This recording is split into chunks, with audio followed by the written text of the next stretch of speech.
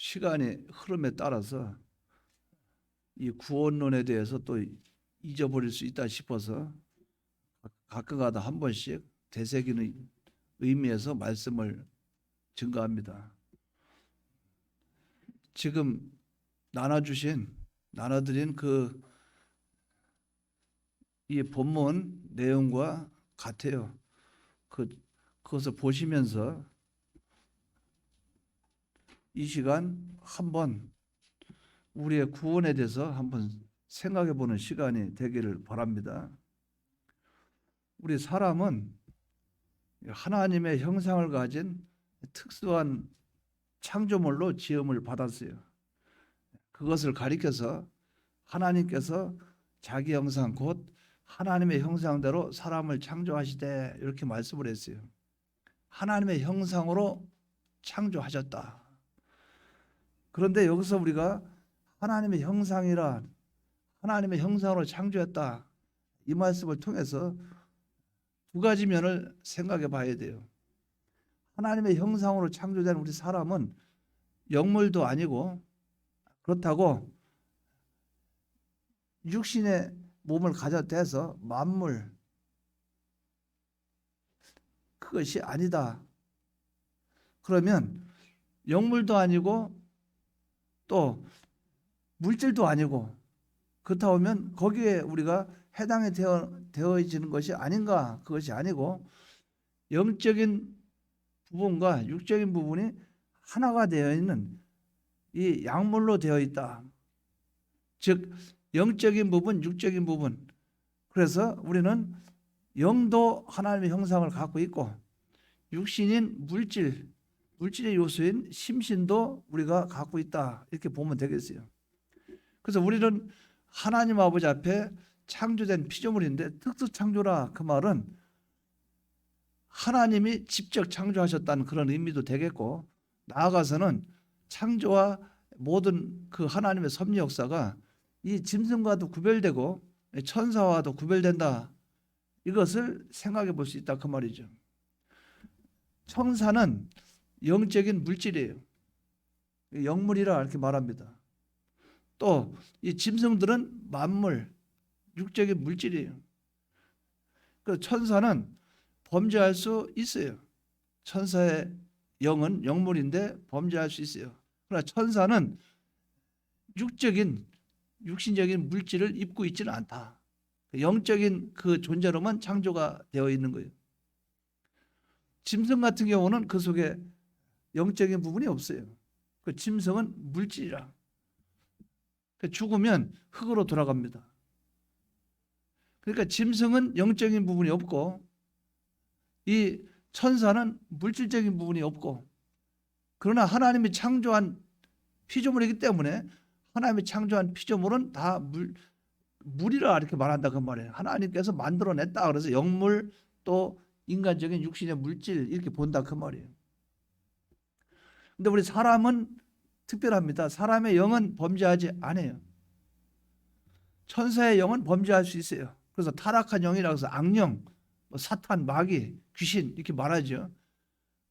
그러나 우리 사람은 하나님의 형상으로 되었기 때문에 죄를 지을 수 없어요.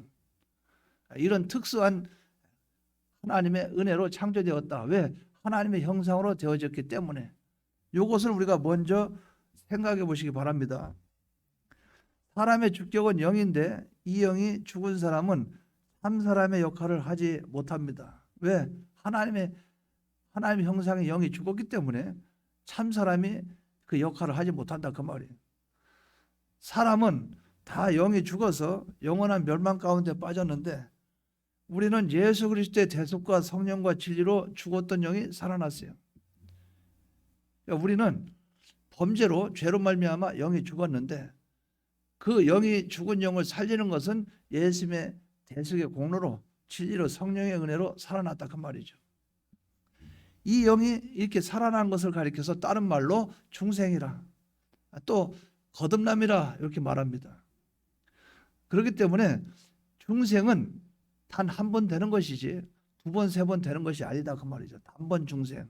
그 영이 살아난 것은 단번에 살아나요.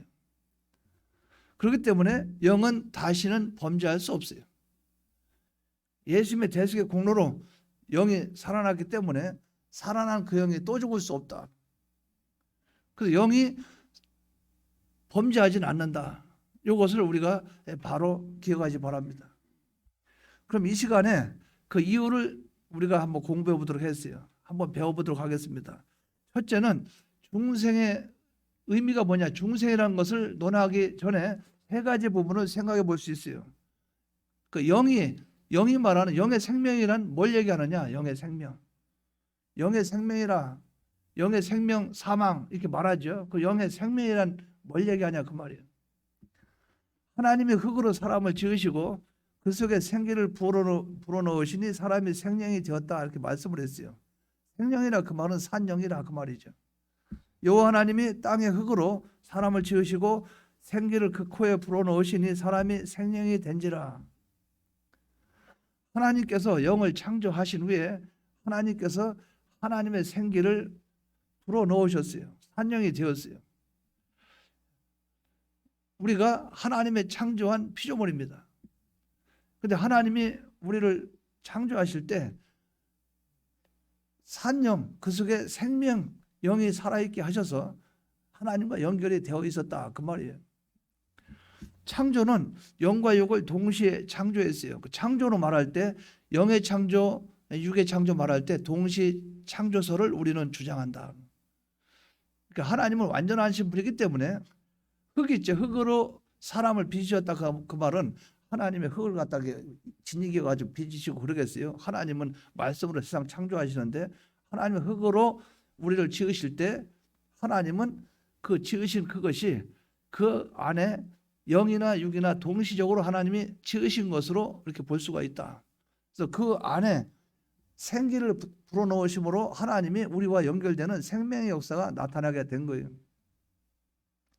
그렇기 때문에 활동적으로는 생기를 불어넣기 때문에 상령이 되었다. 즉 하나님이 사람을 창조해서 영을 창조하시고 육을 창조하시는데 그 창조한 하나님의 피조물 사람이 산영이 되었죠. 이 산영이 된 사람이 활동하고 움직이고 그렇게 하려면은 생명이 있어야 된다고 말이에요. 그 생명이 하나님이 생기를 불어넣음으로 활동할 수 있는 사람이 되었다. 이렇게 보면 된다 그 말이에요. 우리가 밖에 나가서 장난감을 사와요. 사왔는데 장난감 사오는 거기다 건전지 배터리를 집어넣어야 이 장난감이 막 움직이듯이, 아니면 우리가 어떤 것을 구입해 오면 전기 코드를 꽂아야 그것이 움직이듯이 마치 하나님과 연결된 그것을 생기를 불어넣음으로 하나님과 연결이 됐다. 이렇게 여러분들이 이해하시면 되겠어요. 활동을 하기 시작했다 그 말이죠. 그런데 영이 죽었다. 생명인데 생명인 영이 왜 죽었다. 죽었다 그 말은 영의 소유로 되어 있던 육이 하나님과 계약, 신인 계약이라 그 말은 하나님이 선악과를 따먹으면 죽는다. 선악과를 따먹지 않고 임의에 실거나 과신이나 또 채소나 이거 먹으면 이거는 영생이다. 하나님이 사람에게 계약을 선포했는데 선악과 따먹지 말라는 거예요. 죄짓지 말라는 거죠. 하지 말라는 거예요. 이 계약을 하나님이 선포했는데 하지 말라는 이 법을 어겼어요. 어김으로 말미암아 그 죄된 삭석 정령 죽는다고 그랬죠. 선악과를 따먹으면 죽으리라. 그 하나님 말씀대로 죽은 거예요. 죽었다 그 말은 활동적으로 하나님의 떠나심으로 말미암아 활동이 중지됐다 그 말이죠. 즉 배터리를 그 장난감이 있으면 거기서 배터리를 빼버렸다 그 말이죠. 그러니까 사람이 활동을 할 수 없다. 영이 작용을 하지 못한다. 이것을 그렇게 보면 되겠어요. 그렇기 때문에 하나님이 하지 말라는 그 선악과를 따먹음으로 말미암아 주격인 영이 책임을 지고 죽었어요. 이것을 여러분들이 바로 이해를 하시면 되겠어요. 몸을 심신을 영이 주격적인 책임을 지게 돼 있어요. 하나님은 완전하신 하나님이 영을 창조하셨고 영은 마음을 주장하고 마음은 몸을 주장하고, 그러니까 이것을 둘로 부분한다면 영적인 부분, 육적인 부분 부분한다면 영과 육으로 본다 그 말이에요. 그럼 육은 심신이라 해서 마음과 몸으로 육으로 말을 한다. 그런데 선악과를 따먹지 말라 했는데 선악과를 따먹은 것은 무엇이 따먹었는가? 우리의 심신이 몸이 가고 마음이 가고 생각이 가고 그래서 선악과를 보니까 보암직스럽고 먹음직스럽고 지혜롭게 할 만큼 탐스러운지라. 그러니까 이 손이 가서 선악과를 땄어요. 손이 갈 때 마음이 주장을 한 거죠. 따라. 그 손이 마음이 걸어가 선악과 나무 밑에까지 가. 손을 올려라 잡아 당겨라 따라. 이 마음에서 주장하는 대로 몸이 그대로 따라간 거예요. 그런데 마음에서 주장할 때 뭘로 주장합니까? 지식으로 주장합니다. 그러니까 악한 영이 미혹을 해서 지식이 이제 삐뚤어진 상태죠. 그걸 따먹었어요. 따서 입으로 집어넣어서 먹었어요. 먹으면 죽는다고 그랬다 그 말이죠. 하나님 말씀에. 그런데 하나님의 그 책임을 누구에게 돌렸느냐? 영이 마음과 몸을 주장해야 되는데 영은 어때요? 영은 선악과 따먹으면 안 돼. 왜? 하나님의 형상은 죄를 지을 수 없으니까. 따먹으면 안 돼, 안 돼. 그런데 몸뚱아리가 막 가는 거예요. 가니까 영은 탄식하면서 끌려가요. 이건 아닌데 먹지 마라, 먹지 마라. 근데 몸이 막 끌고 가는 거예요. 그래서 선악과를 따먹었어요. 따먹으니까 하나님이 영에게 책임을 묻는 거예요. 너 왜 마음과 몸을 바로 주장하지 못하느냐? 선악과 따먹지 말라고 했잖아. 그 책임을 마음과 몸, 심신이 범죄한 그 책임을 영에게 전가시켜서 영을 기능적으로 활동적으로 중단시켰다. 다른 말로 하나님이 떠나버렸다. 떠나버리니까 영이 활동을 못하니까 이것을 죽은 영이라 이렇게 말한다 그 말이죠. 영이 죽었다. 뭐 때문에? 죄 때문에. 그럼 영이 왜 죽었는데? 마음과 몸의 심신에 죄에 대한 책임을 주고 죽었다. 그래서 신학적인 용어로 죄책이라 이렇게 말을 해요. 죄책, 죄에 대한 책임. 그걸 가지고 하나님이 그것으로 영에게 전가시켜서 영이 죽었어요. 그래서 이것을 뭐라고 말해요? 영의 죽음이라. 이해가 되시죠? 그 일생 동안 늘 들어왔잖아요. 들어왔는데 들었던 걸 또 얘기하는데 그걸 못 알아들으면 더 이상 할 말이 없습니다. 그걸 못 알아들으면 뭐 더 이상 할 말이 없죠. 뭐가 나쁘다 그 말은 못 하겠어요. 어쨌든 할 말은 없습니다. 세 번째는 그러면 중생이라 그 말은 영이 다시 살았죠. 영이 다시 살아나는데 중생이란 영이 다시 살아나는 것인데 어떻게 살아나느냐? 제가 질문합니다. 영이 죽을 때 뭐 때문에 죽었어요? 죄 때문에 죽었죠. 무엇이 죄를 졌습니까? 마음과 몸이 죄를 졌죠. 그러면 영이 살아나려면 이 마음과 몸의 죄에 대한 책임을 가지고 영이 죽었죠. 그럼 영이 살아나려면 무엇만 해결하면 됩니까? 마음과 몸의 심신이 범죄하는 그 죄 문제를 해결해 주면 되겠죠. 그래서 예수님이 대신 십자가에 못 박혀 죽고 부활하심으로 우리의 심신의 범죄를 속해줬다 그 말이에요. 대속해줬다 그 말이죠. 그러니까 대속해준 그 은혜로 말미암아 그 공로로 영이 살아나는 거예요. 이것을 중생이라 이렇게 말한다 그 말이죠. 하나님께서 신인 계약을 어긴 죄값으로 죽은 우리 영육을 살리실 때 먼저 영을 살려요. 그 성경에 보면 살리는 것은 영이니 육은 무익하니라. 육 살려놓고 영 살려라 못 살립니다. 영이 살아야 육이 살아나는 거예요. 그 바로 우리가 이해를 하셔야 될 겁니다. 산소호흡기를 꽂아야 그 사람이 살아납니까? 아닙니다. 산소호흡기는 산소가 그 호흡기를 통해서 들어가는 통로예요. 산소 호흡기가 산소 자체가 아니라 그 말이죠. 산소를 준비해 놓고 호흡기를 그 사람 코에다 꽂아야 산소가 그 안을 통해서 들어간다 그 말이죠. 그러니까 우리가 이것을 좀 이해를 해야 된다 그 말이죠. 영이 살아야 육이 사는 거예요.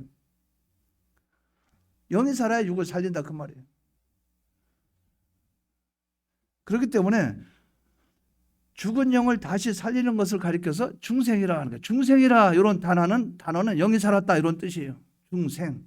부활이라 그 말은 몸이 살았다 그 말이고 영이 살았다 그 말은 거듭났다. 영이 살았다 그 말은 중생이라 이렇게 본다 그 말이에요. 이 중생은 예수님의 3대 대속 이것으로 성령과 진리의 역사로 이루어지게 된 것이라. 이것을 여러분들이 붙잡고 나가시기 바랍니다. 그러면 두 번째로 생각해 볼 때 그럼 중생된 영은 어떤 작용을 하는가? 그러니까 중생된 영이 어떤 작용을 하냐 그 말이에요. 어떤 활동을 하고 어떤 작용을 하냐 그 말이에요.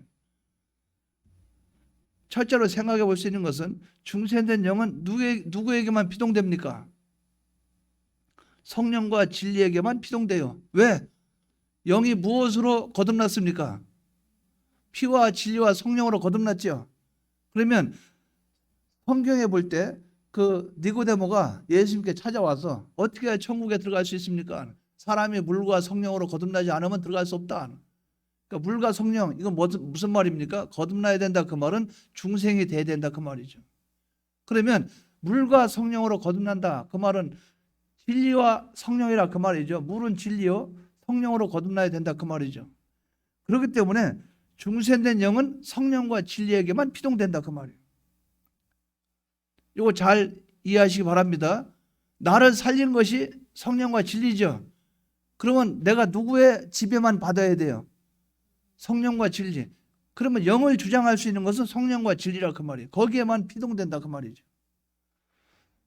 그렇기 때문에 영의 활동, 영의 작용은 성령과 진리에게만 피동된다. 또 두 번째로 생각해 볼 수 있는 것은 중생된 영은 하나님의 형상대로 지음받은 그대로 기능작용을 하게 된다는 거예요. 왜? 하나님과 연결이 됐기 때문에. 자, 우리의 영은 누구의 형상대로 창조했죠? 그러니까 하나님의 형상대로 창조됐죠. 그러면 누가 주장합니까? 하나님이 주장하죠. 왜? 하나님과 연결됐기 때문에. 하나님의 형상대로 지음받은 그대로 작용을 해요.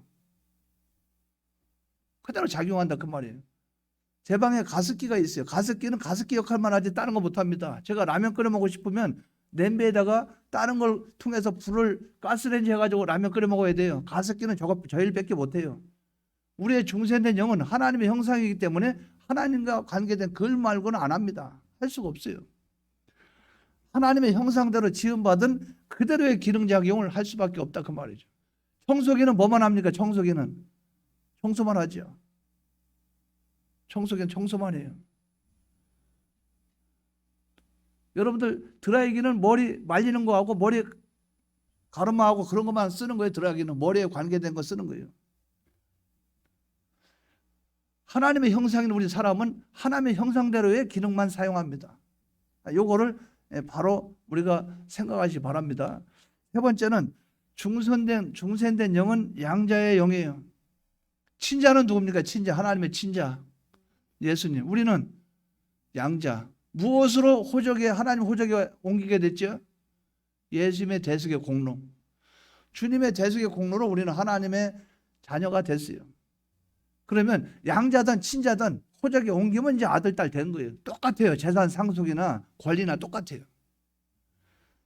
그렇기 때문에 중생된 영은 양자의 영으로 활동한다. 그 말은 예수님의 대속으로 말미암아 양자가 되었기 때문에 양자의 영으로 활동한다. 그러면 만약에 제가 어느 집에 양자로 들어갔어요. 그럼 나는 내가 움직이고 활동하는 것은 다 누구랑 관계된 걸로 움직입니까?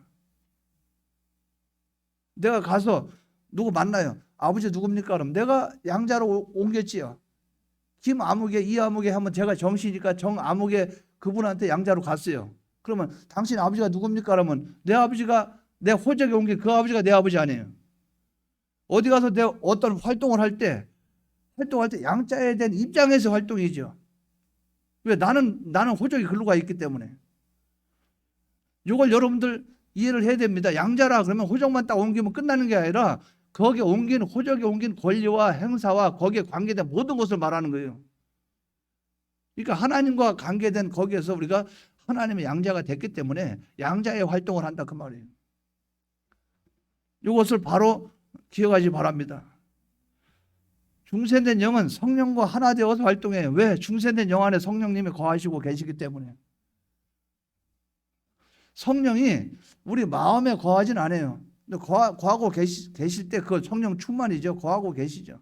그러나 영혼이 거하시는 것은 언제나 거하고 계신 것은 영혼에 거하시요. 그래서 우리 양심을 통해서 우리 마음속에 거하시는 것을 성령 충만 이렇게 말하고, 마음에서 하나님이 떠나서 어디가 계시냐? 하나님이 영 안에 거하시고 계시다가 우리 마음이 회개하면 신앙 양심을 통해서 다시 우리 마음으로 들어오시고 한다 그 말이죠. 우리의 영 안에 성령님이 거하시고 계시요. 그럼 우리가 요 네 가지를 바로 기억할 수 있다 그 말이죠.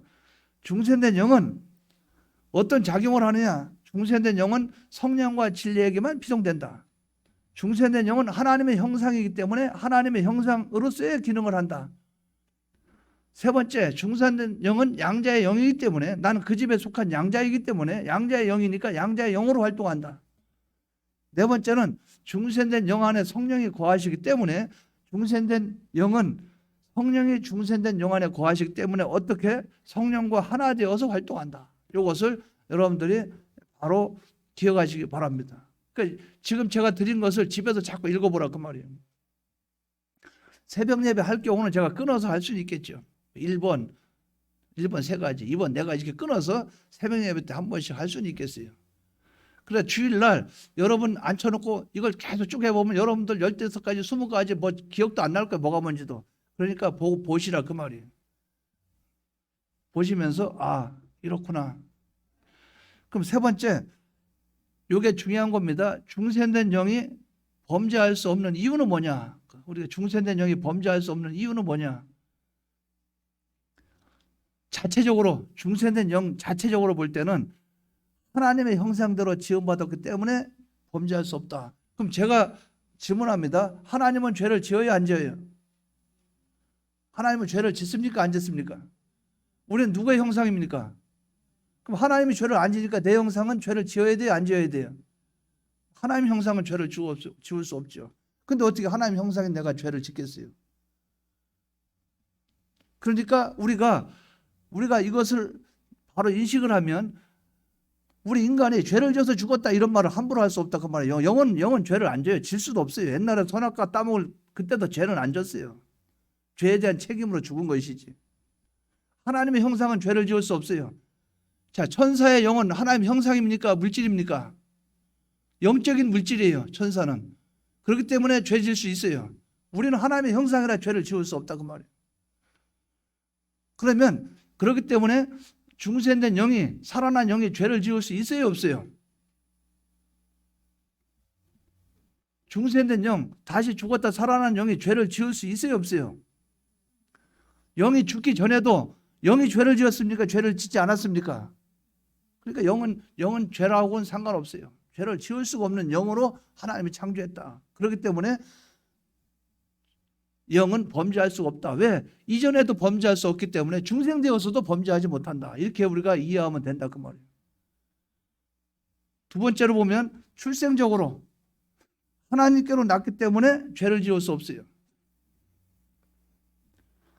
요한일서 3장 9절에 보면 하나님께로부터 난 자마다 죄를 짓지 아니하나니 이는 하나님의 씨가 그의 속에 거함이요 그도 범죄하지 못하는 것은 하나님께로부터 났습니다. 하나님께로부터 났다 그 말은 진리로부터 거듭나고 중생될 때 하나님의 씨가 그 안에 있다. 진리로 거듭났어요. 중생됐어요. 성령으로 말미암아 중생됐습니다. 예수님의 피로 중생됐어요. 하나님께로부터 났다 그 말은 진리로 말미암아 성령으로 말미암아 났기 때문에 죄를 지을 수가 없다는 거예요. 출생적으로. 이걸 바로 우리가 깨닫기 바랍니다. 왜? 하나님께로부터 난 자마다 죄를 짓지 아니하나니 왜? 하나님의 씨가 그의 속에 거함이요. 하나님의 씨가 중생된 영 안에 거함이요. 그도 범죄하지 못하는 것은 하나님께로부터 났기 때문이라. 출생적으로 하나님께로부터 났기 때문에 우리는 죄를 지을 수가 없다.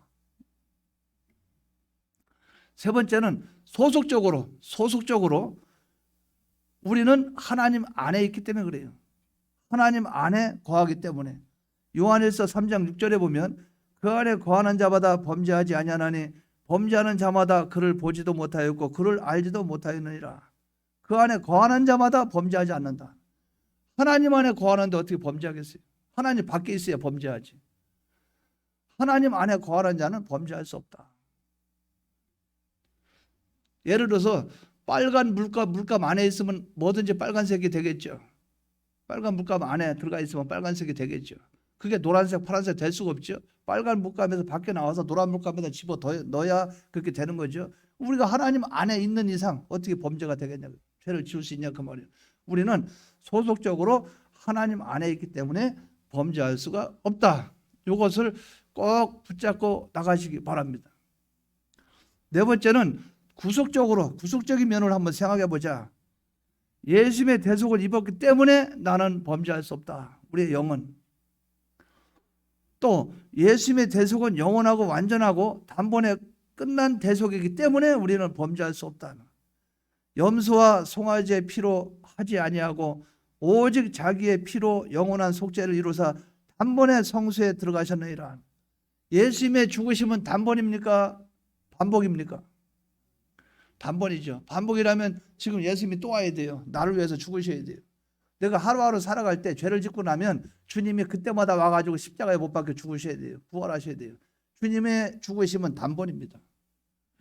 중생도 단번 중생했지. 중생했다 또 죄지면 죽었다가 주님이 와서 대속을 입혀주면 또 영이 살아나고 그게 아니라 그 말이죠. 예수님의 대속은 단번 대속이라. 구속적으로 주님이 나를 구속했기에 우리의 영은 영원하다. 그래서 범죄할 수가 없다. 이것을 여러분들이 기억하시기 바랍니다. 다섯 번째, 보정적으로 만유보다 크신 전능하신 하나님과 보혜사 성령의 보정이 있기 때문에 하나님께로서 나신 자가 저를 지키심에 악한 자가 만지지도 못한다고 그랬어요. 요한일서 5장 18절에 말씀했어요. 아무도 아버지의 손에서 빼앗을 자가 없다고 요한복음 10장 29절에서 말씀을 했어요. 하나님께로부터 나신 자가 저를 지키심에 지키기 때문에 악한 자가 만지지도 못한다고 말씀을 했어요. 보증적으로 나를 보증하고 있는 분이 있고 나를 지키시는 분이 있기 때문에 나는 범죄하지 않는다. 참 이거 제가 감사하죠.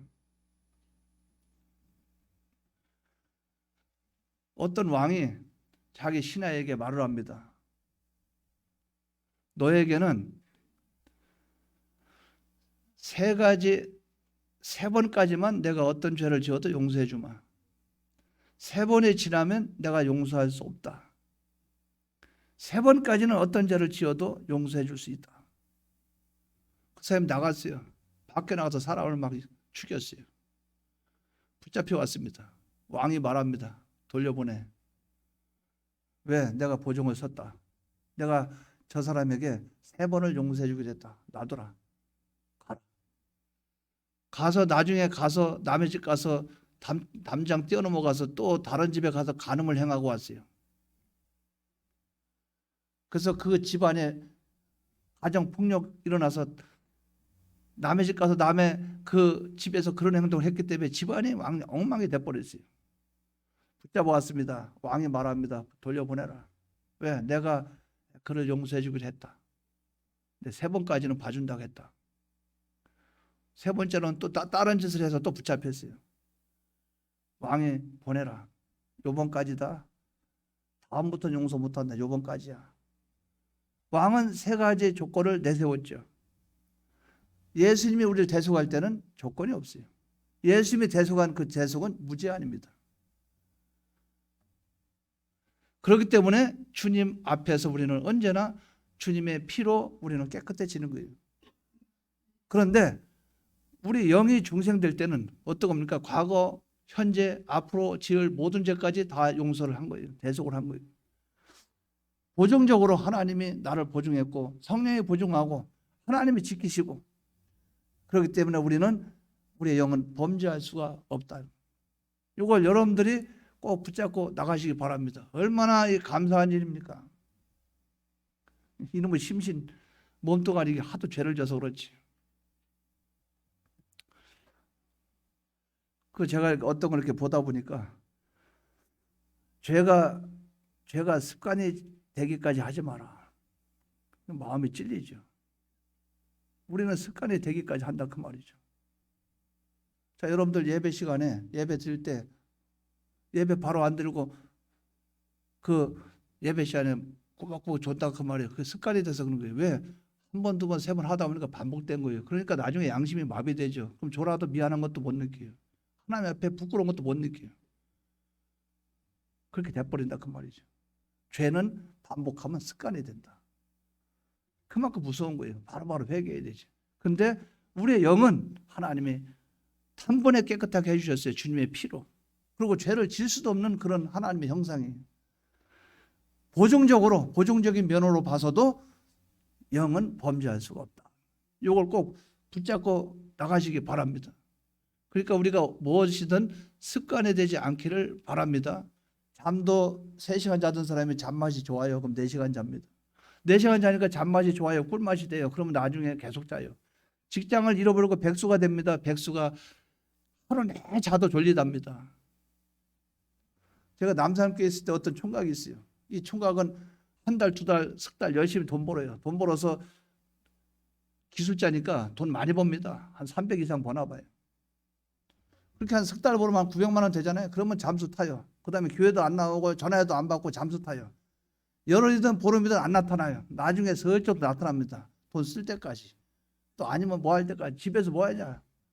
유튜브나 보고 TV 틀어놓고 누워서 자고 그거 보고 또 마시고 자고 마시고 이렇게 하다가 그렇게 보름이고 열흘을 하다가 이제 그 안에 있다 지치면 슬슬 나와요. 나와서 교회 또 열심히 나옵니다. 나오다가 또 잠수 타요. 그럼 제가 그래 나도 또 잠수 탔나 보다.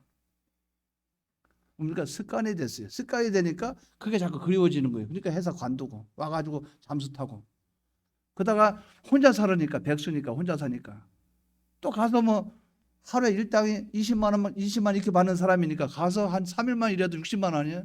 그럼 그렇게 해가지고 또 들어가서 잠수 타고 뭡니까? 습관이 되면 사람은 망치게 돼요. 우리가 심신을 잘 다스려야 됩니다. 영은 범죄할 수는 없어요. 6번째, 방향 전환적으로 생명의 성령의 법으로 말미암아 죄와 사망의 법에서 해방되어서 의와 생명의 세계로 옮겨졌기 때문에 범죄할 수 없어요. 그러므로 이제 그리스도의 예수 안에 있는 자에게는 결코 정죄함이 없나니 이는 그리스도 예수 안에 있는 생명의 성령의 법이 죄와 사망의 법에서 너를 해방하였습니다. 아무도 나를 제어할 수 없어요. 자유가 됐습니다. 자유가.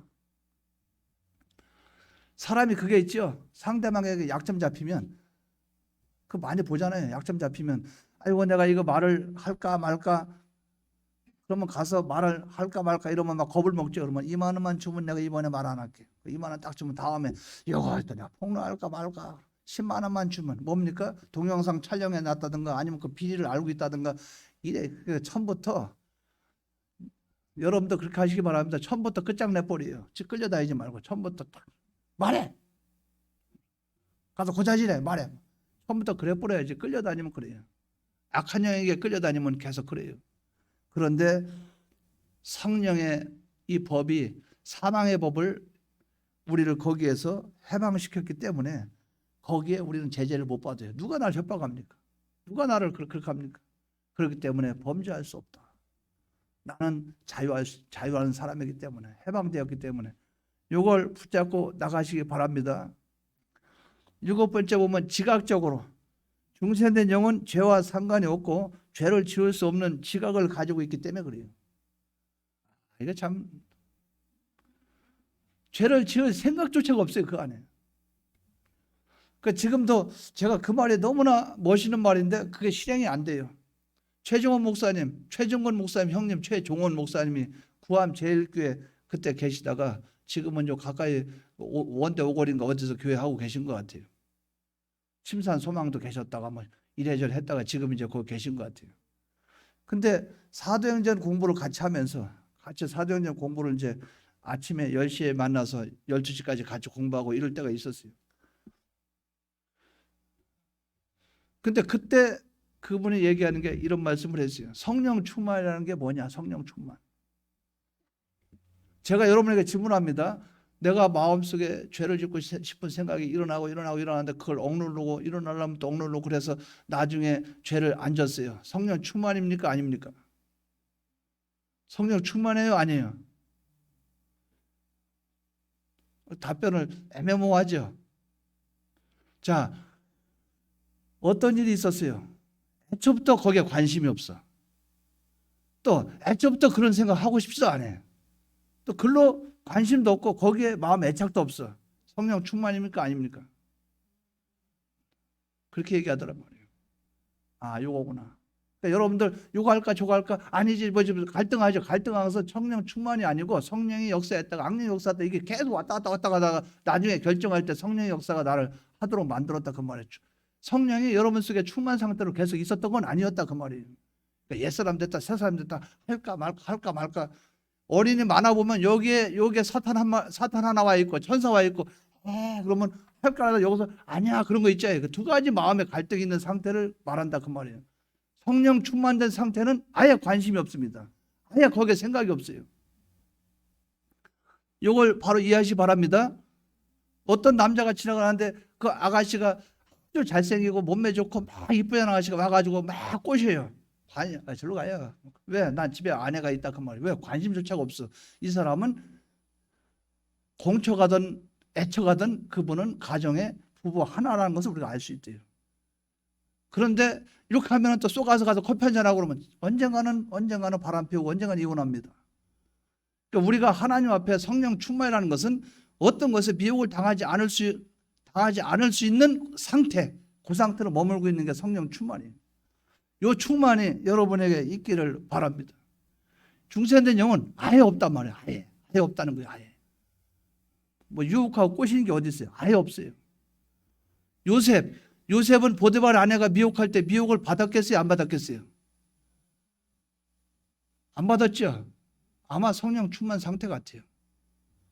왜? 갈등이 있으면 그럴까 말까 주인님 오시나 안 오시나 이게 아니고 처음부터 거절했다 그 말이에요. 처음 끝까지 똑같아요.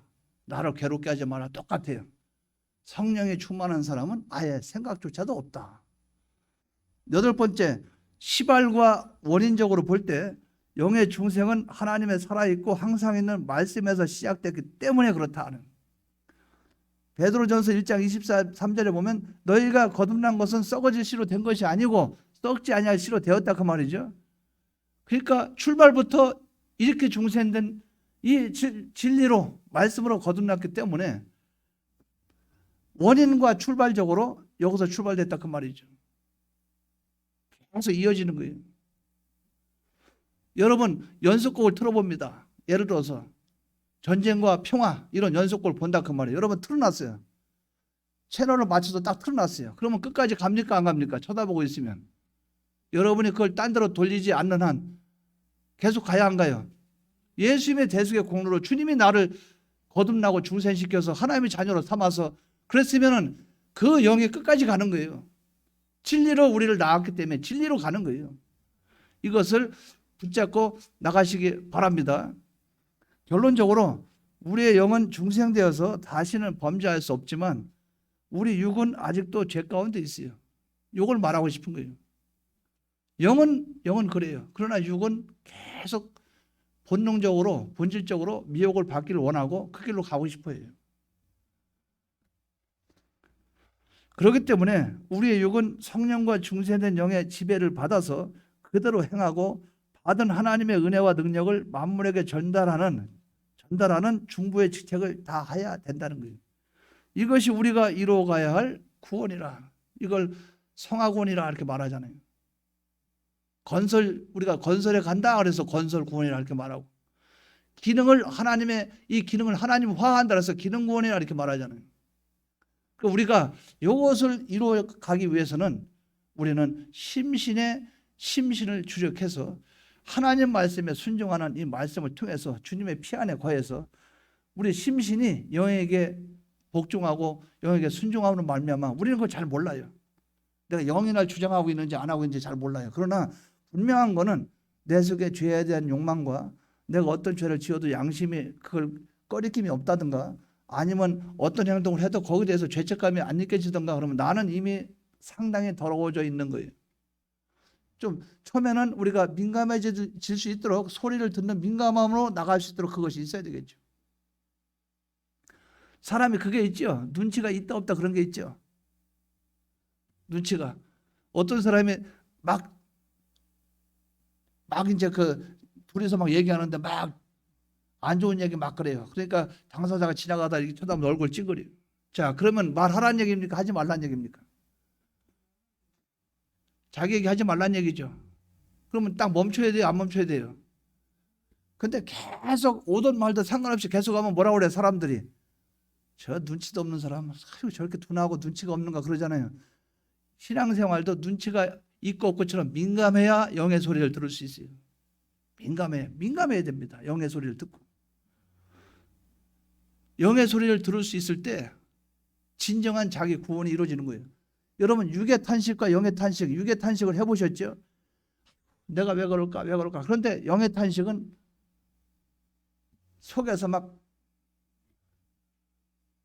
그게 나온다 그 말이죠. 그 아침에 오늘 새벽에 그 이익회 목사님이 설교하면서 그 내용을 들어볼 때 그건 그렇다. 우리가 그렇게 못하는 게 문제다 이런 생각이 들어요. 그런 문제가 들어요. 어떤 사람이 하나님 앞에 죄를 짓고 회개하다가 그 하나님께 부르짖다가 기절을 했대요. 그 정도 회개하는 사람 더 이상 우리가 무슨 말 하겠어요. 용서해 주시옵소서 막 무슨 막 절기로 하다가 까무라쳤어요. 그 정도 진짜 그런 사람을 회개 안 하고야 못 버티겠구나. 우리처럼 아버지 하나님 용서해 주십시오. 예수님 기도합니다. 그러면서 랄랄랄라 이렇게 나가면서 회개했다 안 그래요. 그거는 우리가 마치 천주교에 가서 고해성사 하듯이 그 신부 옆에서 내가 어제 뭐 했습니다. 괜찮습니다. 형제. 그거랑 마찬가지예요.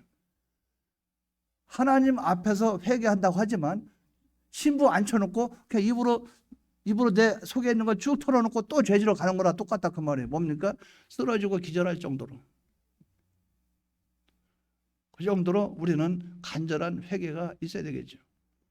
우리가 이 심신이 하나님 앞에 바로 서서 하나님 앞에 회개하고 바로 나가서 온전한 성화를 이뤄가는 이 구원이 우리에게 있기를 바랍니다. 통성으로 기도드리겠습니다.